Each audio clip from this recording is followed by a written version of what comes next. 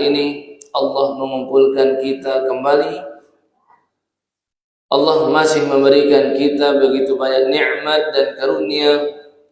Di antara kebaikan, nikmat dan karunia dari Allah kepada kita semua di pagi hari ini adalah Allah masih memberikan kita kesempatan untuk hidup di dunia ini, menghirup udara yang Allah berikan secara gratis, yang mana tidaklah Allah mengembalikan ruh kita kepada jasad kita di pagi hari, melainkan dengan tujuan paling tidak dua hal. Yang pertama, jika kita termasuk yang banyak melakukan amal salih, maka kehidupan kita di pagi hari ini adalah Allah memberi kita kesempatan untuk semakin memperbanyaknya, mengumpulkan perbekalan demi perjumpaan dengan Allah Subhanahu wa Ta'ala di hari kiamat nanti.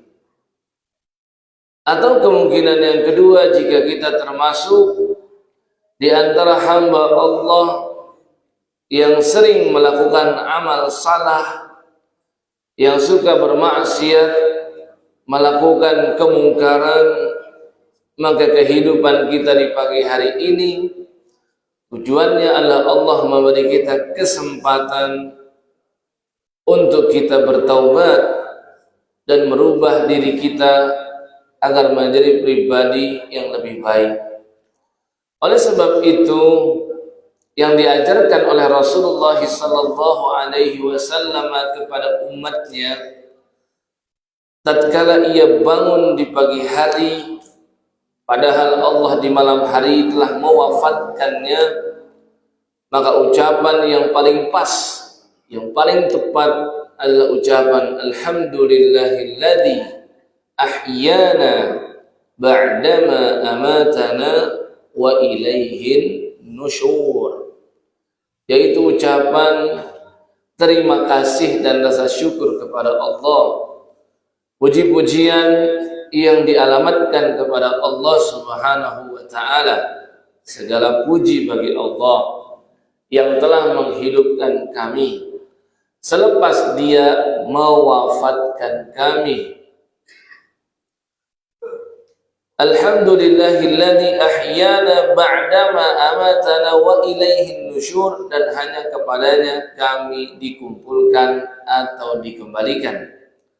Kalau kita semua akan berjumpa dengan Rabb kita Allah Subhanahu wa Ta'ala, dan Allah akan meminta pertanggungjawaban atas investasi terbesar yang kita punya di dunia ini, yaitu waktu dan usia yang kita miliki.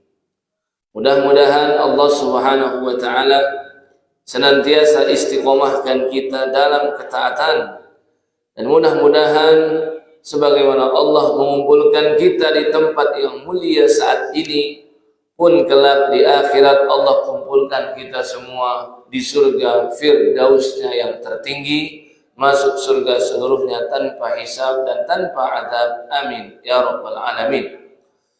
Salawat bersalam semoga senantiasa tercurah kepada junjungan seluruh alam, manusia yang paling agung dan mulia, pemimpin para nabi dan rasul sekaligus penutupnya, Nabi besar kita Nabi Muhammad sallallahu alaihi wasallam, yang kehadirannya demi menyempurnakan syariat agama Islam, yang kehadirannya demi untuk menyempurnakan akhlakul karimah. Beliau bersabda, innama bu'ithtu liutammima makarimal akhlaq. Sesungguhnya aku diutus hanyalah dengan tujuan untuk menyempurnakan akhlakul karimah. Hadis ini menunjukkan bahwasannya buah dari ibadah kita adalah akhlakul karimah. Tatkala akhlak kita masih buruk, perangai dan tabiat kita masih tidak baik, maka itu menunjukkan jangan-jangan ibadah yang selama ini kita lakukan ada kesalahan atau ada masalah, atau jangan-jangan ibadah yang selama ini kita lakukan belum diterima oleh Allah Subhanahu wa taala. Jamaah sekalian yang dirahmati dan dimuliakan Allah Subhanahu wa taala, yang pertama saya ingin mengucapkan kepada semua jamaah bahwasannya taqabbalallahu minna wa minkum shalihal a'mal. Mudah-mudahan Allah menerima segala amal soleh, semua kebaikan dan ibadah yang kita kerjakan sepanjang bulan Ramadan dan di bulan-bulan berikutnya, mudah-mudahan senantiasa diterima oleh Allah Subhanahu wa taala.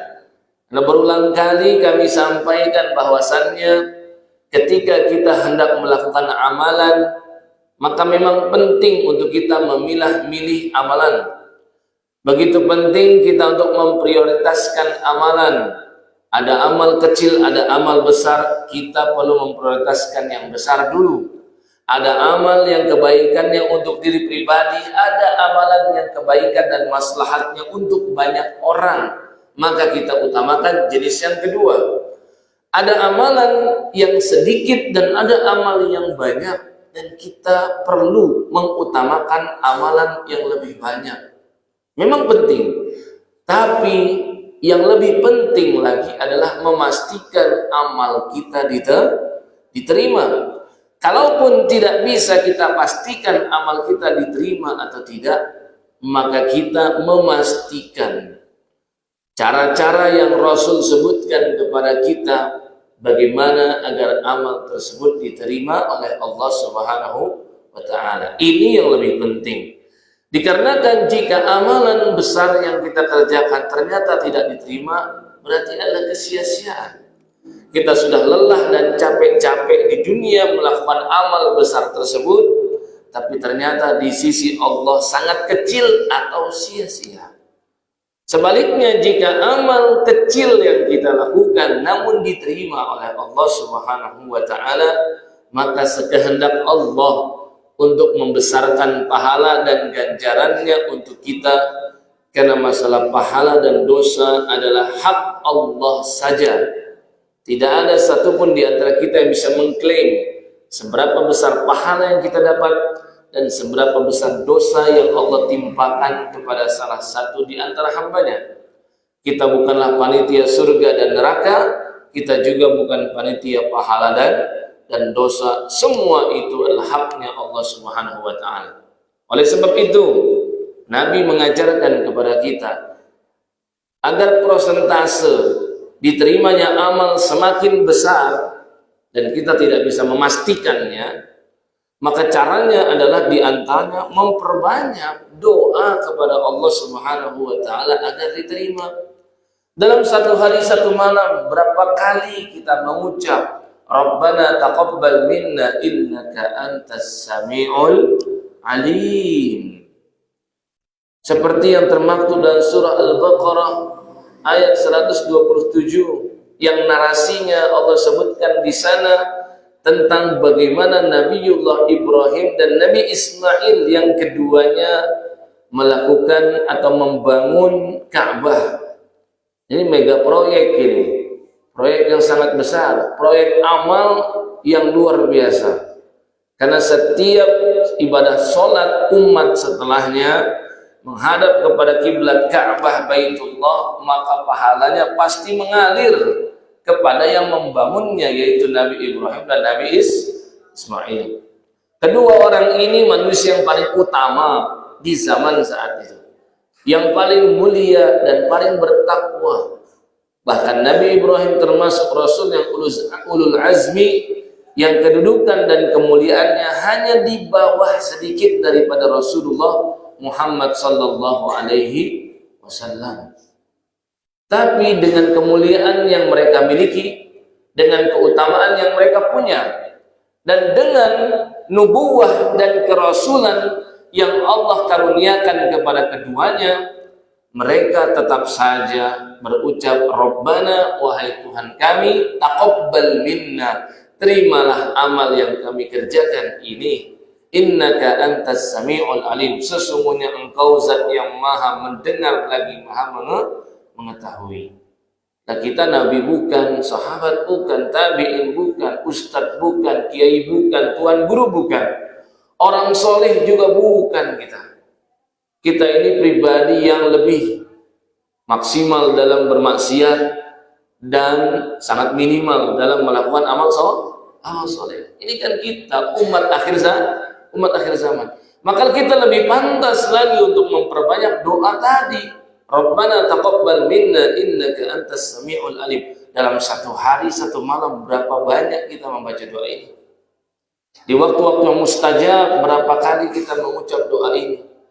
Atau seperti yang Rasul lakukan di setiap pagi hari, setiap hari beliau pastikan ucapan doa agar diterima amal beliau, yaitu Allahumma inni as'aluka ilman nafi'an wa rizqan thayyiban wa amalan mutaqabbala.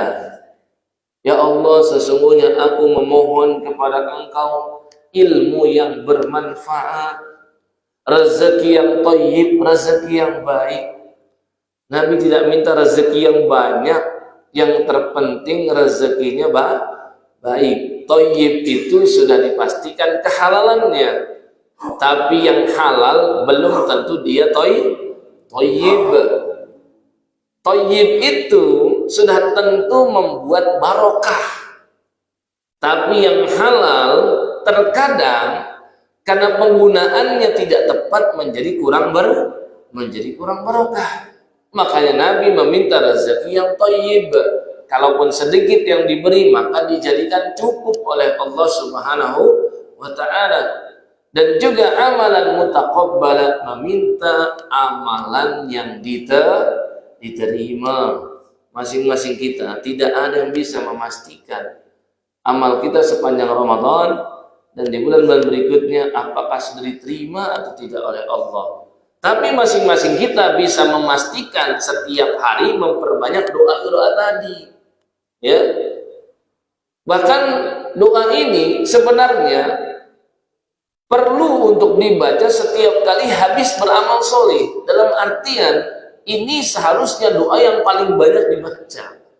Sehabis sholat mengucap Rabbana taqabbal minna innaka antas samiul alim. Ya, atau Allahumma taqabbal. Oleh sebab itu di momentum Idul Fitri, karena habis 1 bulan kita ibadah terus selama bulan Ramadan, para tabi'in menceritakan dulu para sahabat ketika berjumpa satu sama lain di momentum Idul Fitri, mereka mengucap taqabbalallahu minna wa minkum. Dan karena ini babnya doa, maka fleksibel, maka ada keluasan, tidak begitu diperketat, tidak ada masalah untuk menambah beberapa redaksi, contoh dengan solihal a'mal, amal-amal soleh. Bisa juga taqabbalallahu minna wa minkum siyamana wa siyamakum, puasa kami dan puasa kita semua. Dan amal-amal soleh yang lain seperti tilawatana wa tilawatakum dan seterusnya. Karena ini babnya doa, ada keluasan dari syariat. Ya. Makanya ketika berjumpa satu sama lain, gak ada masalah kita memberikan tahniah, ucapan selamat. Ini adalah bab budaya dan tradisi yang tidak bertentangan dengan syariat. Memang ada budaya dan tradisi yang bertentangan dengan syariat. Ini yang tidak boleh kita lakukan. Ada tradisi, misalkan ada budaya di negeri kita, misalkan memakai baju, misalkan bajunya apa yang digunakan? Bajunya adalah baju kebaya dan seterusnya. Bajunya nggak ada masalah, tapi yang jadi masalah ketika membuka aurat. Maka yang bermasalah ini menjadi ditolak oleh syariat. Atau tidak ketat, bagus menutup tapi transparan. Nah, berarti ini yang ditolak oleh syariat. Atau ada tradisi dan budaya di masyarakat, datang ke kuburan, ngapain? Untuk ziarah kuburnya, ini syariat, gak ada masalah, bahkan ibadah. Tapi ketika datang berdialog dengan sohibul qabr, kemudian meminta-minta bahkan, maka ini budaya dan tradisi yang ditolak oleh syariat. Ya, banyak sekali tradisi dan budaya yang ditolak oleh syariat. Kenapa? Bertentangan dengan akidah dan syariat. Tapi jika ini tidak bertentangan dengan syariat, maka budaya dan tradisi ini diizinkan, tidak diingkari oleh syariat. Ya, contohnya adalah ucapan-ucapan selamat dalam momentum Idul Fitri. Mungkin tradisi di masyarakat lebih sering mengucap mohon maaf lahir dan batin, nggak ada masalah. Yang bermasalah jika dia mengucapkan itu dan dia berpikir kalau minta maaf cukup pas lebaran saja. Nah, itu menjadi bermasalah. Ucapan-ucapan seperti itu dengan masalah. Atau mengucapkan selamat Idul Fitri 1445 Hijriah, itu ucapan-ucapan yang tidak bertentangan dan tidak diingkari oleh syariat. Ya. Atau misalkan seperti kebiasaan orang Arab ketika bersalaman, setelah selesai bersalaman, mereka meletakkan telapak tangan ini ke arah dada mereka. Kalau orang Jawa biasanya begini. Ya, jika tidak ada filosofi tertentu yang bertentangan dengan akidah, maka ini tidak ditolak, tidak diingkari. Kenapa? Tidak merubah esensi daripada bersalamannya itu sendiri. Bersalamannya ibadah, kan kata Nabi SAW, tidaklah seorang muslim berjumpa dan bersalaman, melainkan dosa-dosanya akan Allah hapuskan, berjatuhan dan berguguran sampai dilepas. Maka Nabi kita, Nabi Muhammad SAW, punya kebiasaan kalau berjumpa dengan sahabatnya dan bersalaman, berjabat tangan, maka beliau menanti ya orang tersebut apakah dia mau melepas atau tidak. Artinya apa? Nabi biarkan tuh, karena Nabi nggak mau dia duluan yang melepas, sampai orang tersebut yang melepasnya tuh. Kenapa? Saking Nabi ingin mendapatkan keutamaan ini. Padahal kita tahu Nabi ada dosanya nggak? Tidak ada. Beliau sosok yang maksum. Para Nabi dan Rasul terlindung dari Allah Subhanahu Wa Taala dari perbuatan yang dosa. Jikapun ada yang beliau lakukan berupa dosa dan kesalahan, itu sudah Allah hapuskan. Liyaghfira lakallahu ma taqaddama min dzambika wa ma ta'akhkhar. Allah sudah mengampuni kesalahan Nabi yang taqaddam, yang sudah lampau, maupun yang akan datang. Lah kalau sosok yang nggak berdosa aja menginginkan sekali keutamaan, dihapuskan dosa, padahal nggak punya dosa. Lah bagaimana dengan kita ini yang penuh dengan dosa? Harusnya kita lebih mendambakan amal-amal yang memiliki keutamaan seperti ini. Allah hapuskan dosa-dosa. Jadi tidak merubah jabat tangannya. Ya, bahkan ketika kami tanyakan kepada beberapa orang Arab apa sebabnya kebiasaan orang Arab setelah bersalaman begini. Kata mereka, supaya salaman ini tidak hanya pada fisiknya saja, tapi sampai ke dalam hati. Ini enggak bertentangan dengan syariat. Maka tradisi, kultur dan budaya yang model-model begini tidak ada masalah. Ya. Ada kemarin jemaah bertanya, Ustaz, bagaimana kalau salaman itu pakai begini gitu? Betul nggak? Ada yang salam begini. Ada cuplikan video singkat dari orang Cina, mungkin Muslim di Xinjiang ya. Ketika ditanyakan, ya, bagaimana pendapat? Mungkin ini ustadz setempat, ustadz lokal di sana. Jadi ditanya, bagaimana pendapatmu tentang beberapa kaum muslimin di Indonesia disebutkan ketika mereka bersalaman seperti ini, gitu ya. Sedangkan kultur di Cina yang kita tahu mayoritasnya adalah orang-orang beragama Buddha, ya kan? Kita bisa melihat mereka sering begini, betul nggak? Nah, apakah hal ini ya diizinkan atau tidak? Maka mereka bilang, oh itu tidak boleh. Itu tasyabuh kepada orang Buddha, maka dilarang. Seperti itu.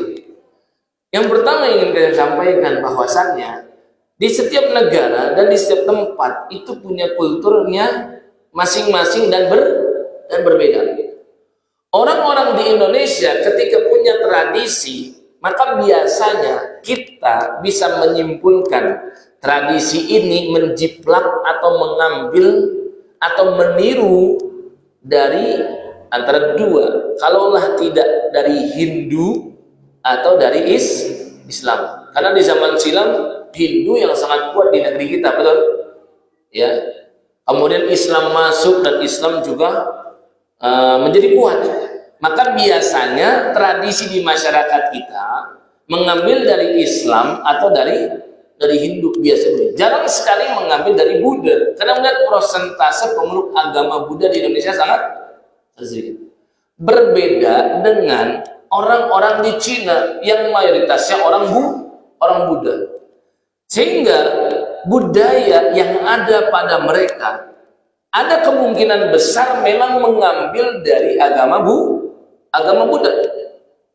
Orang Indonesia ketika misalkan ada yang bersalaman begini, kecil kemungkinan kita katakan atau kita tuduh dia ngikutin orang Buddha. Sehingga yang pertama, ini tidak termasuk ke dalam hadis Nabi, man tasyabbaha biqaumin, barang siapa yang tasyabbuh menyerupai suatu kaum fahuwa minhum, maka mereka termasuk seperti mereka tuh orang-orang yang kafir itu. Satu. Yang kedua yang ingin kami sampaikan adalah bahwasannya di masyarakat kita, ya, orang-orang yang bersalaman misalkan seperti ini ada dua kemungkinan. Kalaulah tidak, dia itu muslimah dengan muslimah yang lain, biasanya perempuan, tapi menyentuh kan, biasanya sampai menyentuh. Atau dia muslim dengan muslimah yang tidak ada mahram, ya, ketemu dengan emak-emak gitu kan. Nah, dia sudah mendekat kepada tangan saya, dan saya tahu Nabi SAW bersabda, la'an yut'ana ahadukum, sungguh seorang di antara kalian ditusuk, kata Nabi SAW, dengan jarum besi di neraka.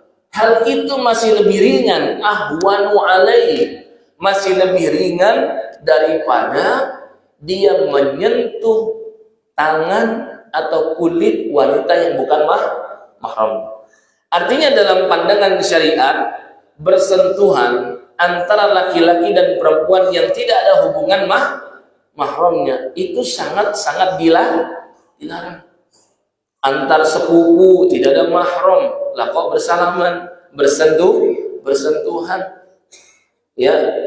Antara om dengan keponakannya memang dia mahram, tapi antara keponakan dengan istri dari omnya atau suami dari bibitnya, maka bukan mahram. Nah, ini sering terjadi di masyarakat ketika momentum Idul Fitri.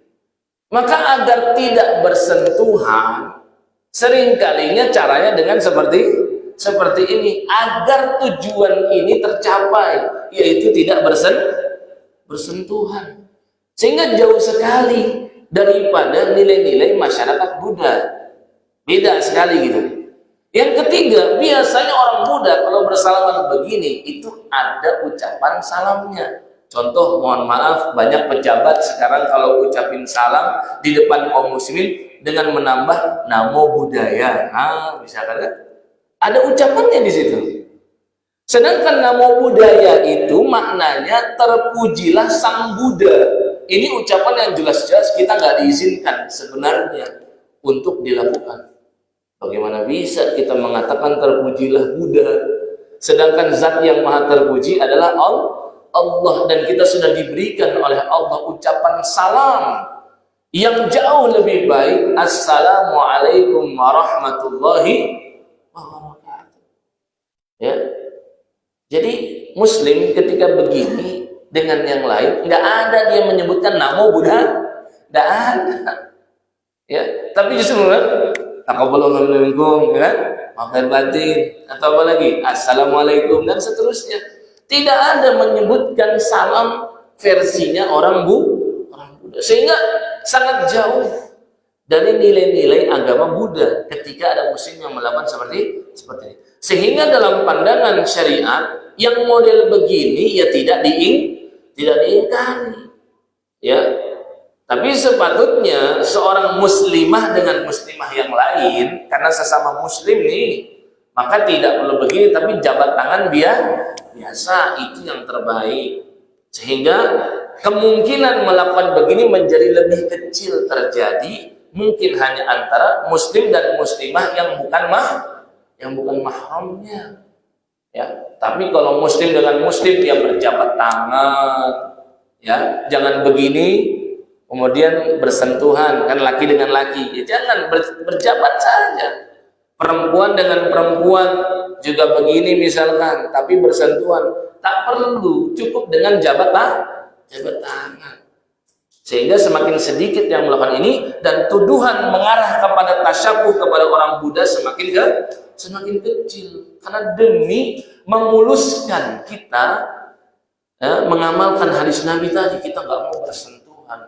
Ini perkara yang banyak masyarakat kaum muslimin bermudah-mudahan. Sayang sekali, berpuasa 1 bulan, banyak pahala yang ia dapat dan banyak pengguguran dosa yang dia peroleh. Sayang sekali, setiap malam dia melakukan sholat tarawih, tilawah Quran, dan seterusnya. Tapi di tanggal 1 Syawal, dia mendulang banyak dosa. Dengan bermudah-mudahan bersentuhan dengan yang bukan mahram. Hati-hati ya. Jemaah sekalian dirahmati dan dimuliakan Allah Subhanahu wa taala. Hari ini adalah hari ke-19 dari bulan Syawal. 11 hari lagi atau 10 hari lagi. Syawal akan berakhir dan masuk kepada bulan Zulqa'dah. Fenomena yang kita lihat di masyarakat, masjid kembali sepi. Ya, Quran kembali ditinggalkan. Fenomena di masyarakat kita lihat, taklim lagi-lagi gak banyak jumlah orangnya. Lagi-lagi kita lihat di masyarakat bermaksiat begitu banyak, tersebar di mana-mana kemaksiatan. Ya, hanya setengah bulan lebih dari bulan Syawal kita lihat fenomena ini banyak terjadi. Yang pertama yang kami sampaikan, ya inilah kan kenyataan dari hadis Nabi bahwasannya selama bulan Ramadan, dalam hadis Imam Tirmidzi pernah kita sampaikan dari Abu Hurairah, selama bulan Ramadan Allah membelenggu dan mengikat syaitan, terutama syaitan-syaitan yang punya pangkat tinggi, yang jenderal-jenderal tuh, yang punya pasukan, karena syaitan juga berpangkat-pangkat. Orang-orang soleh yang punya kebiasaan datang ke masjid sholat berjamaah, syaitan yang menggoda dia, ya sudah tentu bukan syaitan yang tingkatan rendah. Syaitan tingkatan rendah hanya menggoda supaya kita nggak beribadah. Orang soleh dia beribadah terus, sudah jadi rutinitas. Gimana mau digoda agar tak ibadah? Maka syaitan yang berpangkat tinggi lah yang menggoda dia. Godaannya bukan dibikin nggak ibadah, tidak, karena dia ahli ibadah. Sudah rutin bertahun-tahun datang ke masjid di shop pertama sholat berjamaah. Gimana bisa menggoda orang model begini untuk gak datang ke masjid? Susah. Tapi setan-setan yang berpangkat tinggi, jenderal-jenderal setan bintang 3, bintang 2, mereka punya triknya, karena mereka sudah ahli. Caranya bagaimana? Dibiarkan tetap ibadah sampai berakhir. Terus supaya nanti nilainya nggak ada, gimana ibadahnya? Dibikinlah ada perasaan sombong, merasa, saya hebat ya, saya ibadah bertahun-tahun istiqomah setiap hari di shop pertama, sembari meremehkan teman-teman dan saudara muslim yang lain yang ada di belakang. Masbuk itu memang udah kebiasaan dia. Atau setelah sholat membicarakan orang, ada sombong di dalamnya. Atau misalkan ada perasaan ria, ingin pamer. Atau ada sum'ah, hati-hati. Jadi orang yang sudah menjaga amalannya supaya nggak diketahui oleh orang lain, misalkan menjaga diri dari dia. Tapi boleh jadi dia terjerumus pada bagian sum'ah dan ujub. Ujub itu merasa takjub dengan perbuatan baik yang dia lakukan. Saya hebat nih. Oh, ya. Kemudian apa? Sum'ah itu senang mendengar pujian-pujian dari orang. Unik ya.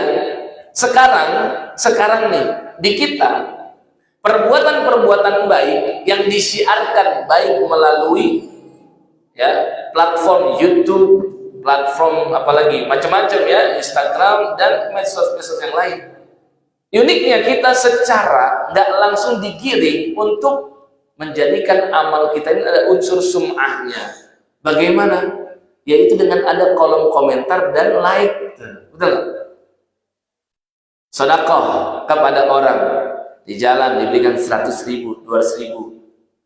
Orang yang berbuat menanti bagaimana kolom komentar dari netizen. Ada pujian, Masya Allah, ya hebat ya bisa memberikan segitu. Ada perasaan bangga, betul nggak? Like-nya dilihat tiap hari diaudit terus. Hari ini like-nya udah berapa ya? Makin nambah like-nya, makin nambah viewersnya, makin nambah komentar positif di kolom komentar, dia makin bangga.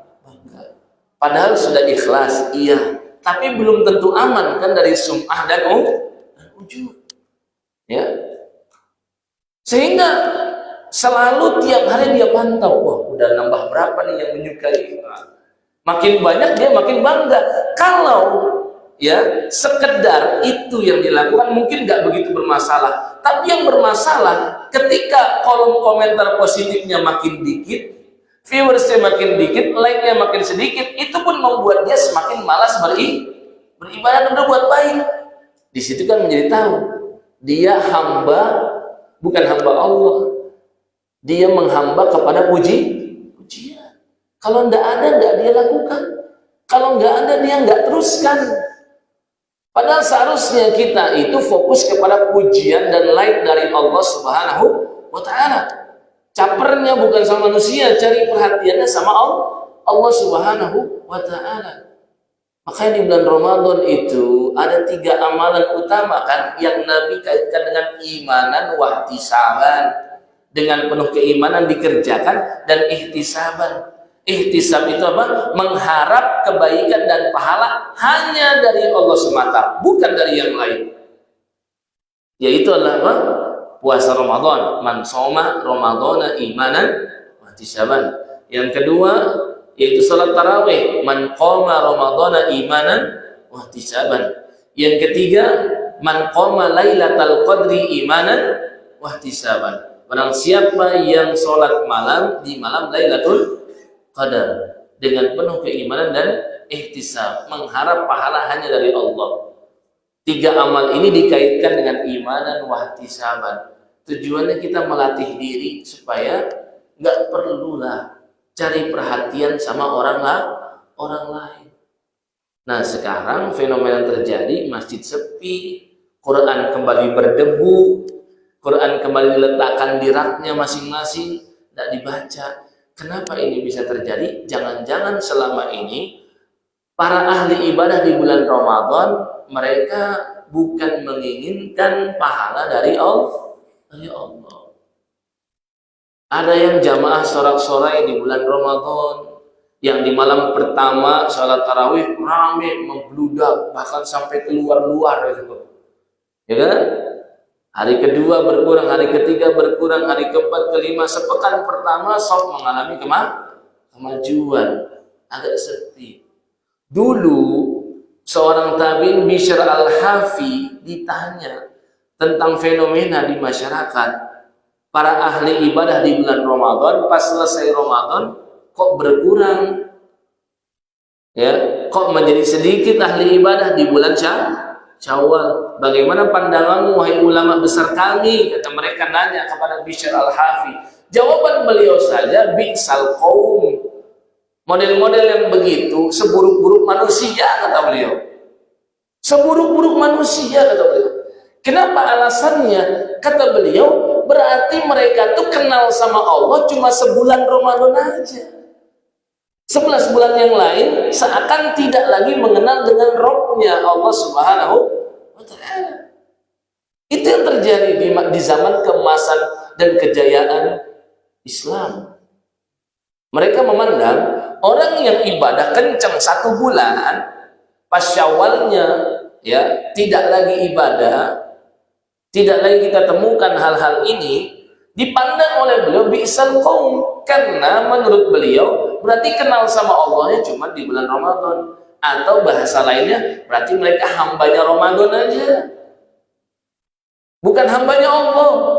Padahal Allah perintahkan dalam firman-Nya surat Al-Hijr surat 15 ayat terakhir, ayat 99, wa'bud rabbaka hatta ya'tiyakal yaqin. Sembahlah Tuhanmu wahai Muhammad, sembahlah Allah Subhanahu wa taala sampai kematian mendatangimu.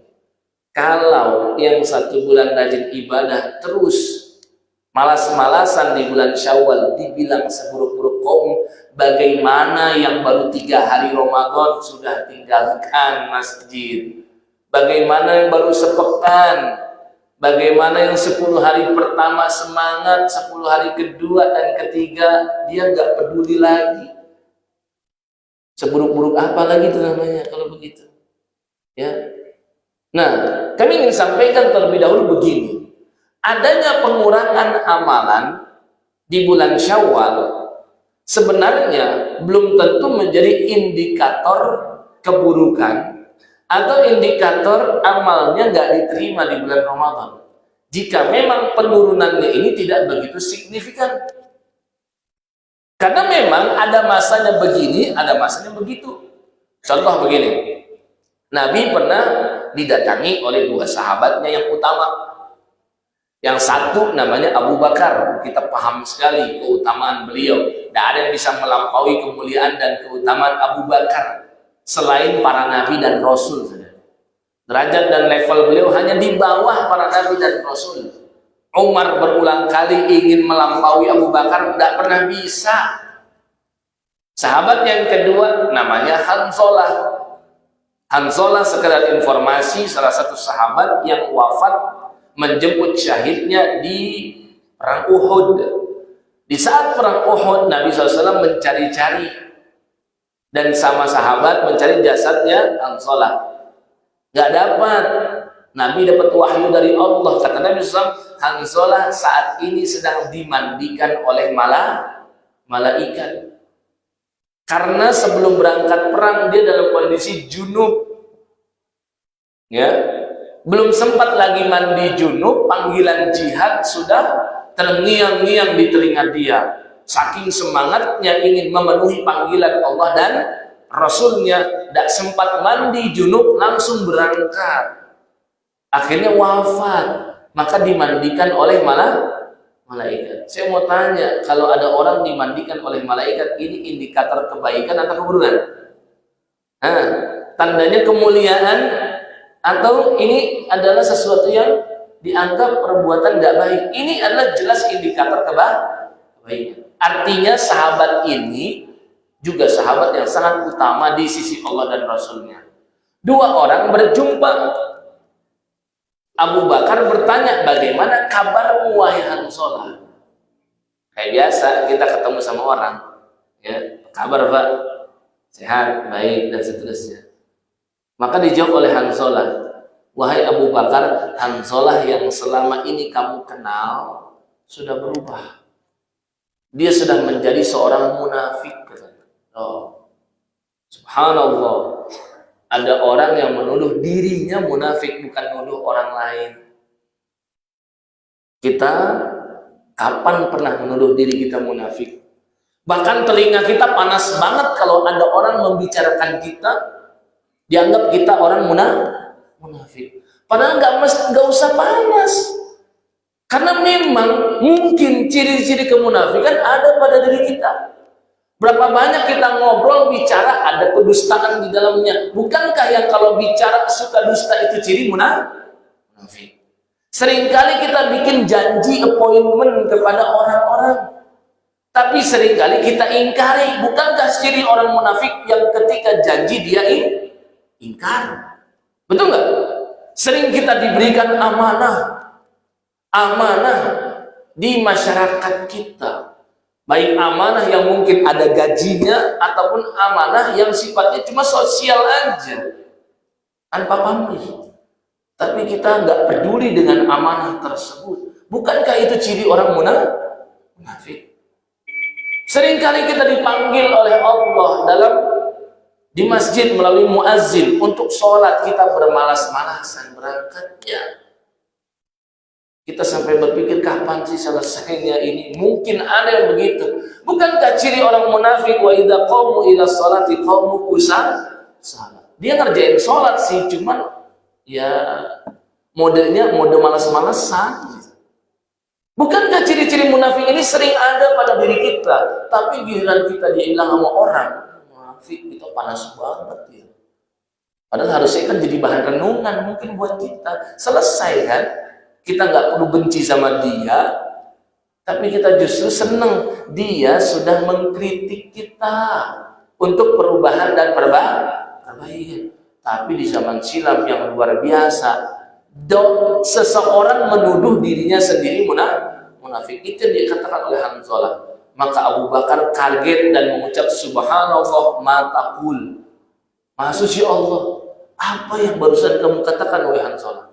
Hanzalah ngasih keterangan, "Hai Abu Bakar, saya kalau sedang bersama Nabi dalam majlis ilmunya Nabi atau di Masjid Nabawi bersama Rasulullah SAW, iman begitu meninggi, semangat amal soleh begitu memuncak, seakan-akan surga dan neraka ada di depan mata.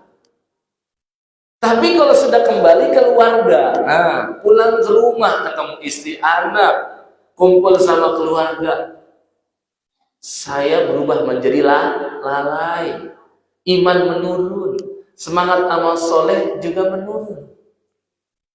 Maksud Hanzalah, ini kan seperti orang munafik, lain di dalam, lain di luar.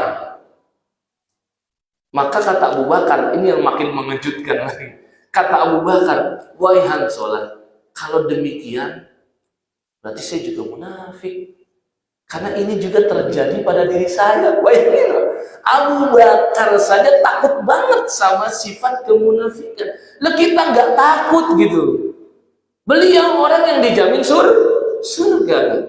Yang paling berjasa dalam dakwah Nabi itu Abu Bakar setelah ibunda Khadijah. Semua sepakat dengan hal itu. Ya. Tapi beliau takut dengan kemunafikan. Akhirnya mereka menyimpulkan, yuk kalau gitu kita tanya sama Nabi. Khawatir loh, dua orang soleh takut dirinya menjadi orang munafik. Kenapa? Terjadi penurunan semangat amal soleh. Langsung datang ke Nabi. Ketika mereka ceritakan, Nabi SAW tersenyum dan Nabi berucap, "Wahai Abu Bakar dan Hanzalah, kalau kondisi iman kalian dan semangat amal soleh kalian itu sama atau stabil terus, atau bahkan kurvanya meningkat gitu," kata Nabi, "la safahatkumul malaika ala turutikum wa furushikum." Niscaya kalian akan disalami oleh malaikat baik di jalan-jalan kalian atau di atas kasur kalian. Saya mau tanya, kalau ada manusia yang bisa ngelihat malaikat, bersalaman dengan malaikat, atau malaikat mengucap salam dan sholawat kepada orang tersebut, ini orang nabi, rasul, atau manusia biasa? Berarti dia nabi itu. Nabi Muhammad SAW bisa melihat disalami oleh malaikat, dan Nabi diucapkan sholawat dan salam oleh malaikat. Kita tahu innallaha wa malaikatahu yusholluna 'alan nabi. Maksudnya berarti apa? Kalau kondisimu sama terus, berarti kamu itu nabi gitu loh, kata Nabi SAW.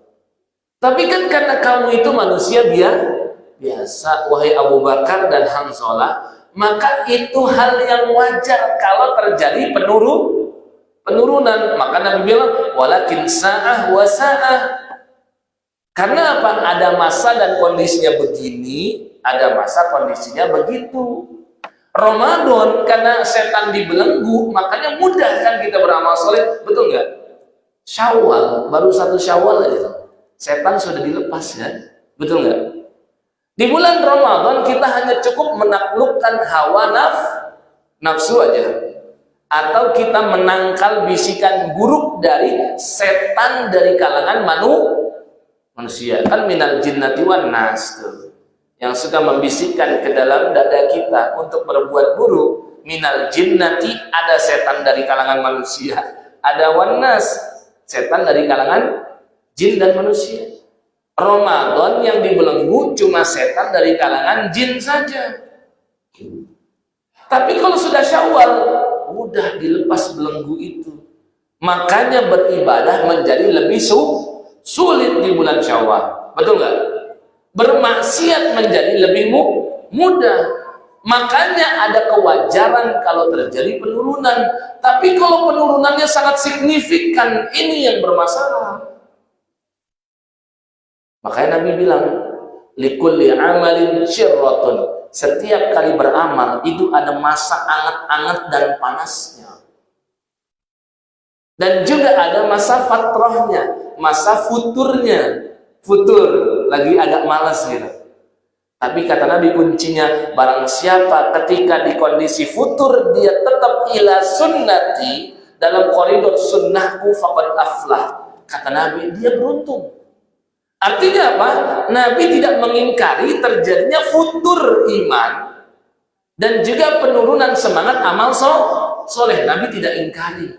Tapi Nabi pengen bilang, kalau kita dalam kondisi penurunan, pastikan kita tetap di dalam sunnah Rasulullah. Tapi kalau kondisi futurnya ini membuat kita menyimpang dari Nabi SAW, disitulah kata Nabi, faqad halak, dia telah celaka dan binasa. Sekarang kita pengen koreksi nih diri kita. Quran misalnya, sepanjang bulan Ramadan kita bisa khatam berapa kali? Ada yang mungkin 3 kali, ada yang 2, ada yang 1 kali. Betul? Sekitar segitulah. Ada yang sehari 3 juz, ada yang sehari 2 juz, ada yang sehari 1 juz. Ini prestasi yang bagus.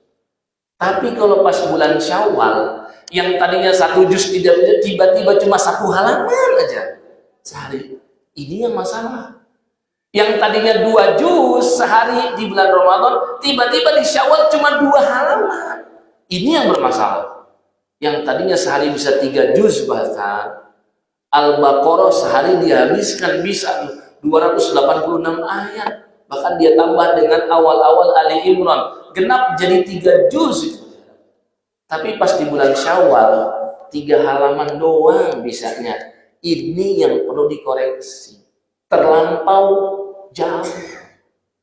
1 juz itu berapa? 20 halaman, betul? 10 lembar. Tiba-tiba di bulan Syawal cuma 1 aja. Jauh sekali. Paling tidak penurunan itu menjadi setengah juz misalkan.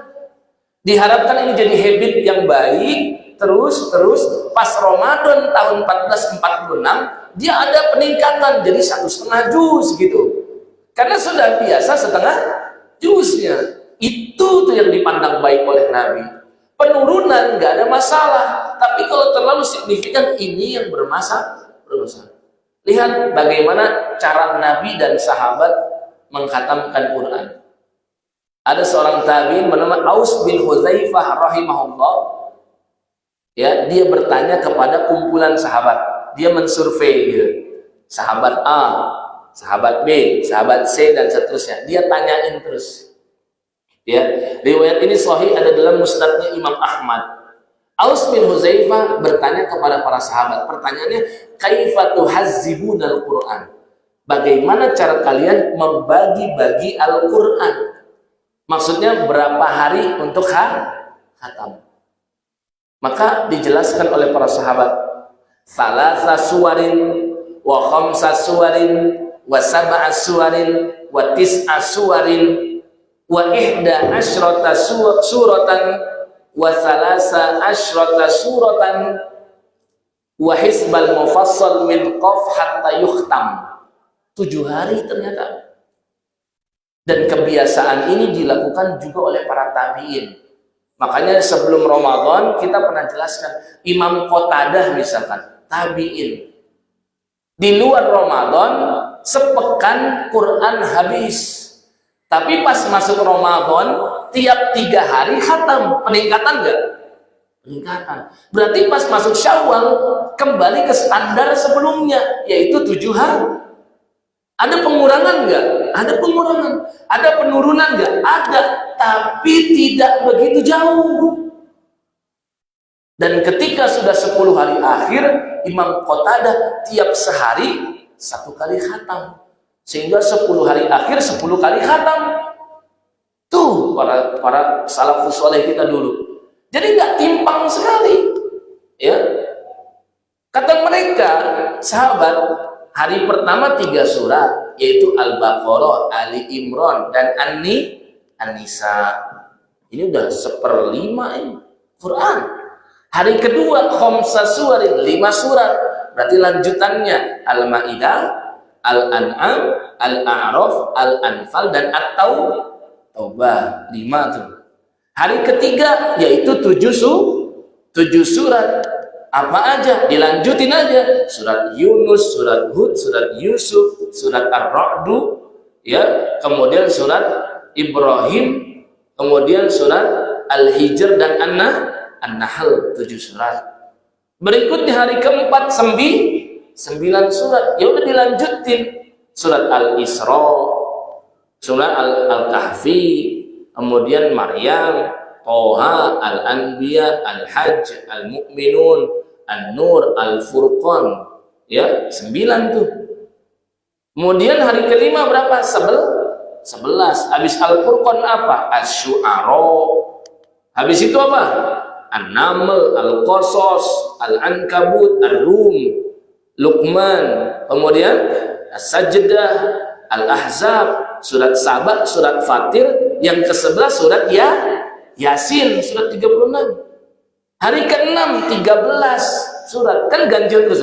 3, 5, 7, 9, 11, 13. Ya udah lanjutin setelah Yasin surat As-Saffat, surat Shad, dan seterusnya sampai di surat Al-Hujurat, surat 49. Baru hari ke-7 dari surat Qaf sampai selesai. Surat 50 sampai 114. Mereka lakukan ini. Ini standar mereka di luar Ramadan. Pas Ramadan ditingkatin. Ada yang 3 hari khatam, ada yang 4 hari khatam, ada yang 5 hari khatam. Jadi nggak jauh banget. Sekarang bahkan ada yang sampai hari ke-19 Syawal ini nggak lagi pegang Quran. Coba. Ada. Baru pegang Quran nanti Ramadan 1446 Hijriah. Baru pegang Quran lagi. Sehingga Qurannya menjadi berdebu lagi. Ini masalah. Dan yang seperti inilah indikator amalnya selama Ramadan tidak diterima. Jadi tujuan kami sampaikan ini pertama untuk menenangkan terlebih dahulu.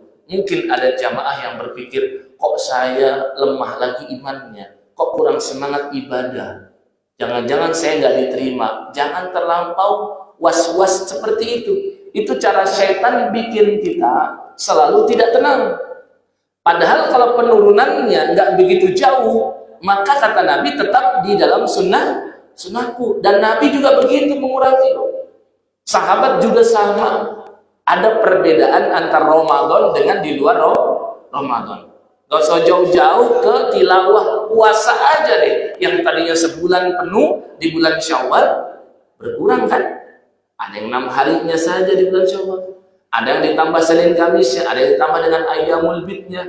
Tapi sepakat kita bulan Syawal kita nggak bisa puasa 1 bulan. Nggak mungkin orang hari pertama jadi larang kita puasa 1 Syawal. Pasti ada penurunan, pasti. Tapi tenang, kalau penurunannya nggak begitu jauh, maka itu masih indikator kebaikan.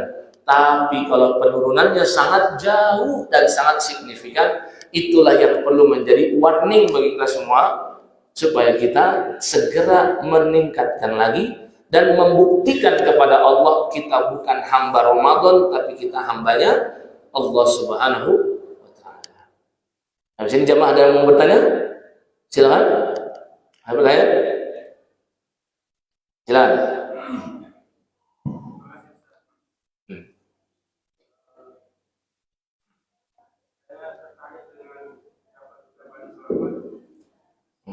Ucapan selamat hari raya Kurban di bulan bangsawan ini. Itu saya pernah membaca artikel sebuah artikel yang menyatakan bahwa ucapan minal aidin wal faizin, kemudian di bawahnya itu ada mohon maaf lahir dan batin. Nah ini katanya itu tidak ada hubungannya Pak Ustaz. Karena minal aidin dengan minal wal faizin dengan mohon maaf lahir dan batin. Itu gimana makna dari minal aidin wal faizin? Kemudian yang kedua, ucapan taqabbal minna wa minkum dan seterusnya itu ya diucapkan di antara dua orang yang ketemu. Kemudian juga bisa di sosial media. Nah itu ada orang yang menjawab taqabbal minna wa minkum dengan jawaban taqabbal ya kharif. Apakah itu betul Ustaz? Ya. Terima kasih. Ya. Yang pertama, prinsipnya tadi dulu sudah kita sampaikan, ucapan selamat atau tahniah, babnya itu muamalah. Bab muamalah lebih ada keluasan. Bab muamalah ada fleksibilitas. Berbeda dengan bab ibadah itu sangat ketat. Tidak ada tuntunan dari Rasul, jangan kita lakukan, itu bab ibadah.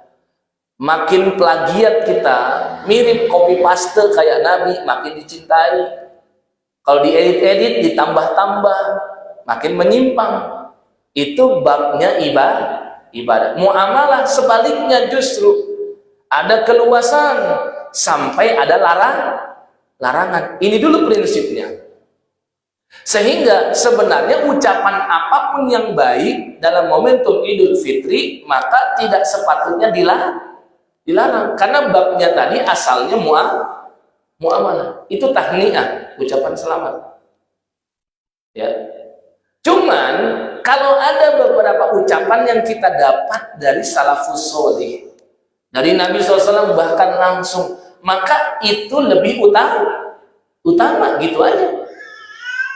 Contoh misalkan ada di antara kita ya datang diundang makan, ya, kemudian setelah selesai kita pulang pamit, mudah-mudahan Pak panjang umur Pak ya, nah gitu loh. Ini ucapan yang nggak ada masalah. Tapi kalau ditanya ada nggak yang lebih baik? Ada. Nabi punya kebiasaan kalau diundang makan, setelah selesai beliau mendoakan orang yang mengundangnya dengan ucapan Allahumma at'im man at'amana wasqi man saqana. Ya Allah, limpahkan makanan terus kepada orang yang memberiku makan, dan limpahkan terus air kepada orang yang memberiku minuman. Jadi mendoakan orang yang mengundang gak akan kekurangan makanan dan minuman. Tuh. Kalau mau ditanya, kita ngucapin moga panjang umur Pak, boleh nggak? Boleh. Tapi kalau ada ucapan dari Nabi yang lebih baik, maka ya kita ambil juga. Mungkin kita doakan itu ditambah doa yang tadi, panjang umur. Walaupun panjang umur lebih utama dalam pandangan kami, jangan cukup dengan mudah-mudahan panjang umur, tapi mudah-mudahan panjang umur dalam ketaatan. Karena panjang umur bisa jadi sia-sia aja kalau bermaksiat terus. Bahkan dia malah mendulang dosa terus. Jadinya keburukan buat dia. Makanya sebisa mungkin, walaupun babnya ini luas, tidak ketat, sebisa mungkin pertama cari dulu ada nggak arahan dari salafus sholih. Ya, yang kedua, kalau ada yang lebih baik kita ucapkan itu yang utama. Nah, untuk Lebaran Idul Fitri pertama ada arahan dari Nabi dan sahabat, ucapan taqabbalallahu minna wa minkum. Ini tertulis dalam kitab Fathul Bari, Syarah Sahih Imam Bukhari. Imam Ibnu Hajar Al-Asqalani yang menyampaikan itu. Jadi riwayatnya sahih, beliau muhaddis itu. Ya, artinya taqabbalallahu minna wa minkum ini ada arahan dan tuntunan dari salafus sholih. Berarti nggak sepatutnya kita tinggalkan. Karena kita lebih memilih ucapan kita sendiri. Ini dulu diambil satu. Yang kedua, boleh nggak ditambah dengan yang lain? Ya boleh, karena tadi babnya luas. Cuman kalau misalkan ucapannya nggak sesuai dengan artinya, nah yang tadi ditanyakan, Ada orang mengucapkan minal aidin wal faizin, di bawahnya mohon maaf lahir dan batin. Sebenarnya dalam pandangan kami ini karena seringnya netizen itu terlalu reaktif. Banyak netizen itu FOMO, tahu FOMO nggak Pak? Lagi apa yang viral dia ikut ya. Maksudnya begini, orang kadang menulis minal aidin wal faizin, di bawahnya ada tulisan mohon maaf lahir dan batin. Yang menulis pun nggak meniatkan itu makna dan terjemahan dari minal aidin wal faizin. Kadang-kadang begitu. Cuman ada orang yang berpikir begini, takutnya orang mengira itu terjemahannya. Padahal kalau dikatakan terjemahannya, ya bukan itu terjemahannya. Mohon maaf lahir dan batin bukanlah makna dari minal aidin wal faizin. Apa makna minal aidin wal faizin? Ya, sebenarnya pertama dalam bahasa Arab itu ada kadang kalimat singkat, ada yang disembunyikan, ada yang ditakdirkan. Minal aidin wal faizin sebenarnya panjangnya Allahumma ja'alna minal aidin wal faizin. Sebenarnya begitu.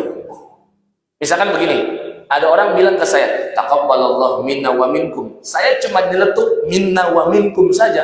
Boleh dalam bahasa Arab. Nggak perlu saya tambahkan taqabbalallah lagi gitu. Karena ada yang ditakdirkan, disembunyi, dan dalam adat orang Arab mereka sudah paham itu. Maka ucapan minal aidin wal faizin sebenarnya kalimat aslinya Allahumma ja'alna minal aidin wal faizin, yang maknanya mudah-mudahan Allah menjadikan kita semua minal aidin, menjadi orang yang kembali. Maksud kembali apa? Id itu dari kata audun yang artinya kembali. Saya mau tanya, momentum Idul Fitri dan Idul Adha nanti kembali gak? Kita ulangi lagi gak? Tahun depan ada lagi kan? Tahun depan ada lagi kan? Makanya namanya Id. Id itu sesuatu yang berulang-ulang. Tahun depan ketemu lagi, tahun depan ketemu lagi. Sehingga makna aidin artinya begini nih, mudah-mudahan kita semua termasuk yang ketemu dengan Ramadan lagi tahun depan, gitu loh. Mengulang lagi Idul Fitri di tahun depan, wal faizin, dan kita termasuk orang yang pemenang. Maksudnya apa? Bisa memenangkan medali takwa di bulan Ramadan. Termasuk yang rajin beramal soleh. Saya mau tanya, kalau dari makna bagus gak? Dari makna bagus gak? Bagus. Dan ini gak bertentangan dengan syariat. Tinggal kita perlu edukasi aja ke masyarakat. Makna minal aidin wal faizin itu bukanlah mohon maaf lahir dan itu aja masalahnya. Ya, jadi makanya kesimpulannya boleh nggak ngucapin tadi? Boleh. Ya, nggak ada masalah karena babnya tadi muamalah. Ini tahniah, bukanlah babnya ibadah. Apalagi melihat doa itu boleh apapun kita ucapkan kepada orang lain, sepanjang doa itu terlepas dari dua hal. Yang pertama doa untuk memutus silaturahim, yang kedua doa meminta dimudahkan bermaksiat. Nah, dua ini nggak akan diterima. Selain itu, doa-doa baik itu dipandang baik oleh syariat. Ya, Allah alam bisawab. Dengan kalimat taqabbal ya karim itu. Oh iya, lalu bagaimana dengan jawaban taqabbal ya karim? Pertama begini, dalam bahasa Arab, ya, menambah-nambah ya nggak ada masalah. Tinggal yang kalau orang itu memandang ini diajarkan oleh Nabi, maksudnya jawaban taqabbal ya karim, itu yang perlu kita cari. Ada hadisnya enggak? Ya nggak ada. Ya, jadi orang mengucap taqabbalallahu minkum, saya jawab taqabbal ya karim. Maknanya apa? Taqabbal yaitu terimalah. Ya karim, wahai Allah yang maha karim. Saya mau tanya, karim ini asmaul husna bukan? Berarti kesimpulannya boleh nggak? Melihat prinsip tadi, doa itu luas. Yang kedua, dalam bahasa Arab nggak bertentangan dengan lawan bicara taqabbal ya karim. Yang ketiga, dia tidak memandang ini adalah dari hadis Nabi itu ucapan taqabbal ya karimnya nih ya. Tapi kalau taqabbalallahu minna wa minkum tadi memang ada dari sahabat dan mereka kalau melakukan berarti dari Nabi. Tapi yang kami bahas ini yang taqabbal ya karimnya nih. Kalau ada yang memandang itu hadis Nabi, sampai sekarang saya nggak temukan ada hadis yang begitu. Ya, berarti kesimpulan boleh nggak menjawab dengan kata-kata taqabbaliyah? Kadang boleh nggak? Ya boleh tadi, melihat prinsip doa itu umum, bebas, melihat prinsip bahwasannya muamalah babnya luas, dan melihat bahwasannya ini sesuai dengan bahasa Arab, karena taqabbalallahu minna minkum bahasa Arab, kita balas juga dengan bahasa Arab, sehingga ucapan taqabbaliyah karim kesimpulannya boleh. Yang jangan memandang itu adalah hadis Nabi, karena perlu dicari riwayatnya, sampai sekarang tidak ada. Jelas ya kira-kira ya? Mudah-mudahan bermanfaat. Atau ada yang mau ditanyakan lagi? Cukup? Ya? Ya. Kalau begitu, kita akhiri, kita tutup dengan melafalkan subhanakallahumma wa bihamdika asyhadu an la ilaha illa anta astaghfiruka wa atubu ilaik. Wassalamualaikum warahmatullahi wabarakatuh.